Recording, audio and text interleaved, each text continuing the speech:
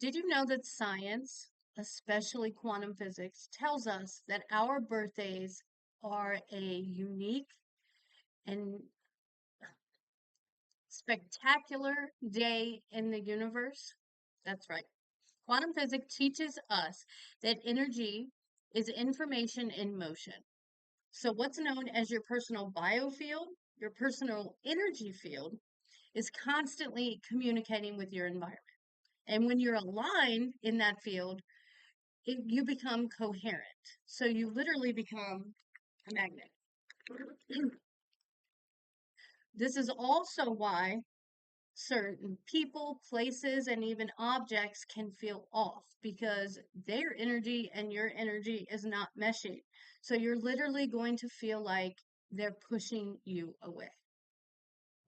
Some say that it is your higher self realizing what their energy field is about, and it's kind of a caution tape to stay away. So, if you are a witch or a magical practitioner, what can you do to bring magic into your birthday? Well, first, let's talk energy field. Well, no, let's talk birthday energy, really. So, your energy field gets higher and lower as different signs and seasons change. And some people even believe that the veil between you and your higher self get thinner with your birthday. Now, how long does that energy last, though? So, from everything that I've read and looked up, it's a bit debatable. I have read that it's 6 weeks up into the day of your birthday. So people that are saying it's my birthday month, they're onto something. I have read that it's 12 days broke down into 4 days of three. 3 days before your birthday the day before the day after, 3 days after your birthday, and then another 3 days. So I think that you can honor your birthday field energy, your solar return, because that's exactly what's happening. The sun is aligned exactly back where it was the moment you came into the earth. It is literally a clean slate, a fresh start, a return to self. So here are some ways that you can make your birthday more magical. We've all, most of us, heard of the cleansing ritual bath before certain ceremonial rituals and different moon phases. This is going to be for your your bathroom for your birthday, and it's going to be in 2 cycles. So you're going to take a shower first. This is a cycle of cleansing, getting rid of. We've some made some really bad decisions this last year, and we're going to wash that away.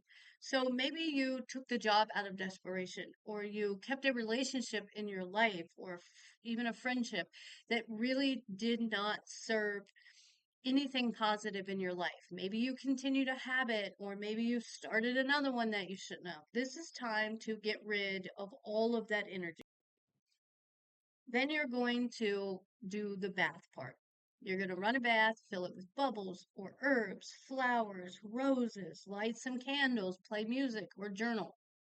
This is going to be about what you do and do not want to bring into your next year of your life. Setting boundaries, drawing line in the concrete, not just the sand, that you absolutely refuse to allow to be crossed. You're going to use your voice. Remember, it's a return to self. So you are going to stand up for yourself. Speak up. Your voice matters. The birthday candle that you're going to use for your cake, set intention in it. Now, you can also do a sigil for your birthday and activate the sigil depending on your sign. If you're a fire, burn it. Water, let it go in a stream or a river for always flowing, ever flowing positivity or intention of whatever you said. If it's air, get biodegradable paper, rip it up, let the wind carry it. If it's earth, bury it in the soil. Okay, here's where we get a little mathy. So numerology plays a very big part in part of your birthday energy, your field, your blueprint of yourself. So let's use the date of December 16th. That's just the date that I picked. 1 plus 2 is 3. 1 plus 6 is 7. 1 plus 9 is 10. 7 Plus 9 is 16, 3 and 7 is 10, 10 and 10 is 20, 20 and 16 is 36. So one thing that you can do is create a birthday square to where everything equals 36 down. And if you notice, I also incorporated 12, 16, 1, 9, 7, 9.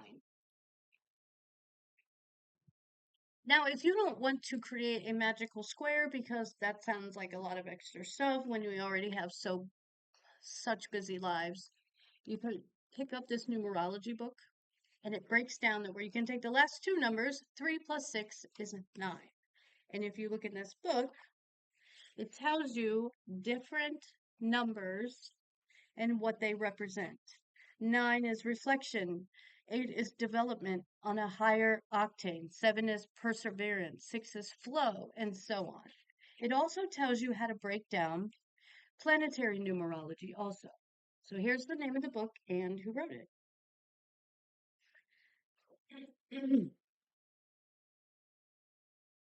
Now, the next thing I'm going to tell you to do is something that I've never done, but I'm really looking forward to doing it for my next birthday. Make a birthday altar. That's right. This is all about you. Now, when we create altars, they're about sacredness and they're devoted to either a deity or a planetary energy or glamour magic or fill in the blank. This altar is going to be all about you. It's a space to focus your energy and intention. Think return to self. That's the key word here.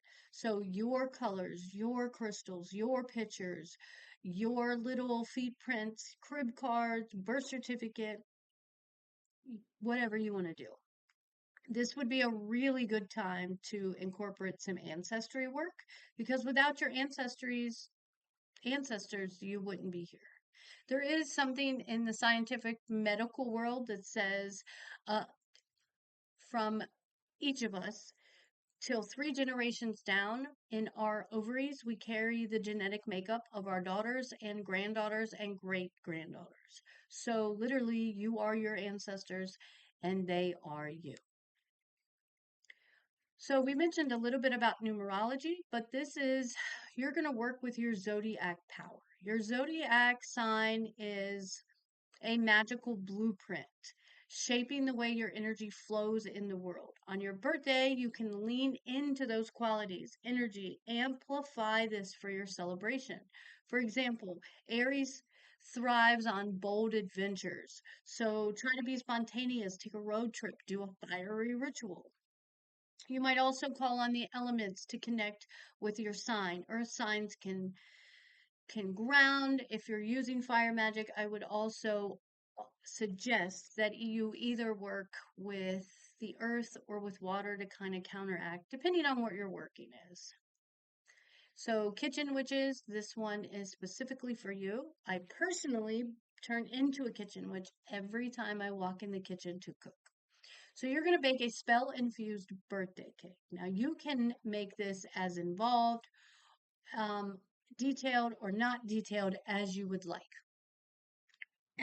If you want to go big with it, whisper your intentions into the flour, the sugar, vanilla, the butter, however you want to make your cake. If it's a box mix, then cleanse your birthday, the cake pan. When you decorate it, draw sigils on your cake. Pick different color icings depending on what your intentions are. Work with crystals that hold special meaning for you on your birthday.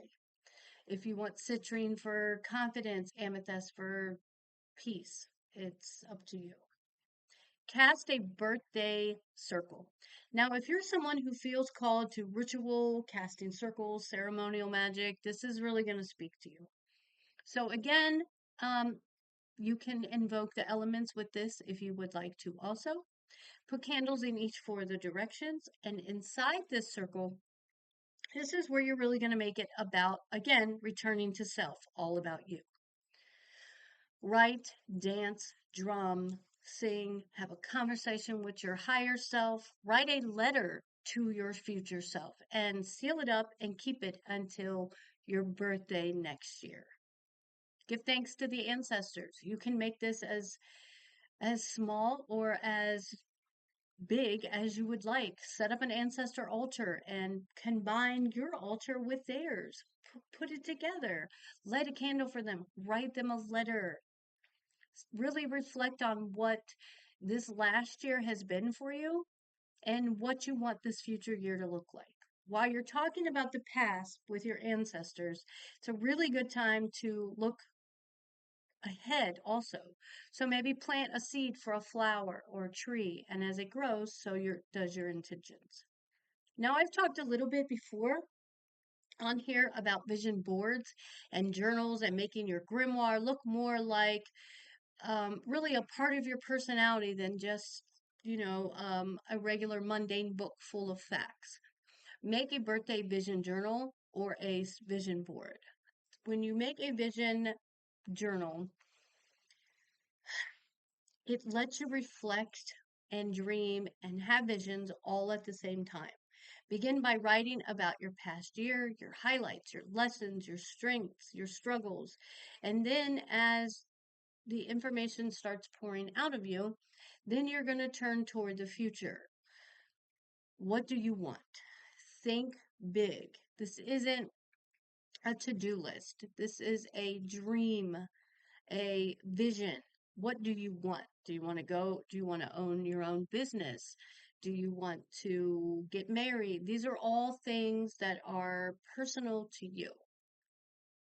We talked about charging your birthday candle, just like any other candle, but you can also incorporate this with your friends. If you have friends that share a birthday, would be really powerful, or just friends that have a birthday around this time, or you just have a coven or some witchy friends, other magical practitioners that you want to get together and have a group ritual for this.